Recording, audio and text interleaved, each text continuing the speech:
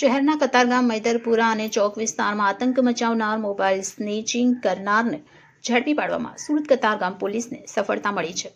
સુરત શહેરમાં કતારગામ ચોક મૈદરપુરા વિસ્તારમાં મોબાઈલ સ્નેચરોને પકડી પાડવા કતારગામ પોલીસ કામે લાગી હતી। તે સમયે રીઠા મોબાઈલ સ્નેચર ઝડપાઈ ગયો હતો। આરોપીએ 1 વાગે બાઇક ચોરી અને 2 કલાકમાં 8 કિલોમીટરમાં 8 મોબાઈલની ચોરી કરી હતી। 30 તારીખે 8 વ્યક્તિઓના મોબાઈલ સ્નેચિંગ કરી આતંક સર્જ્યો હતો। કતારગામ પોલીસે સુમિત ઉર્ફે ગોલુ મદમોહન સહાનીની ધરપકડ કરી હતી। પોલીસે કુલ ₹83,000ની કિંમતના 8 મોબાઈલ ફોન કબજે લીધા હતા અને ચોર ઇસમ પાસેથી બાઇક પણ મળી આવી હતી। આ બાઇક પણ તેણે 1 કલાક પહેલા જ ચોક બજારના પંડોળ વિસ્તારમાંથી ચોરી કર્યાની કબૂલાત કરી હતી। હાલ તો પોલીસે આરોપીની ધરપકડ કરી આગળની વધુ કાર્યવાહી હાથ ધરી છે।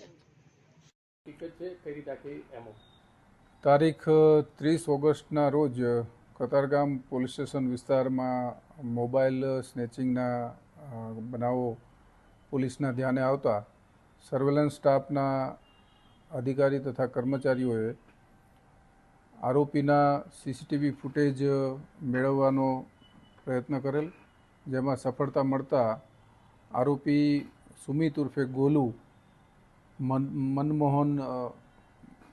મદન મોહન સાહની નામના આરોપી કે જે કોસાડ આવાસમાં રહે છે તેની ધરપકડ કરેલી।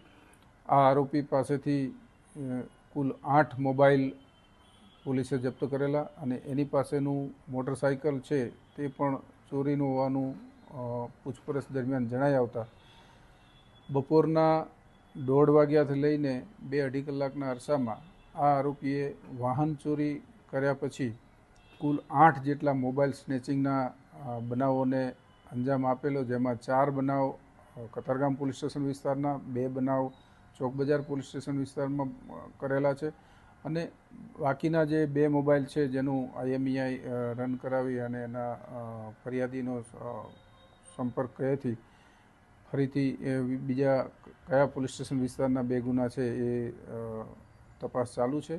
હાલમાં આરોપીની ધરપકડ કરી એની વિરુદ્ધમાં કુલ 7 ગુના દાખલ કરવામાં આવેલા છે, જેમાં કતારગામ પોલીસ સ્ટેશન વિસ્તારના 4 ગુના છે અને 3 ગુના ચોક બજાર પોસ્ટે ખાતે દાખલ થયેલ છે। આ કામના આરોપી જે છે અગાઉ પણ મોબાઈલ સ્નેચિંગના ગુનામાં 2 વખત ઉત્તરાયણ પોલીસ સ્ટેશનમાં પકડાયેલા છે।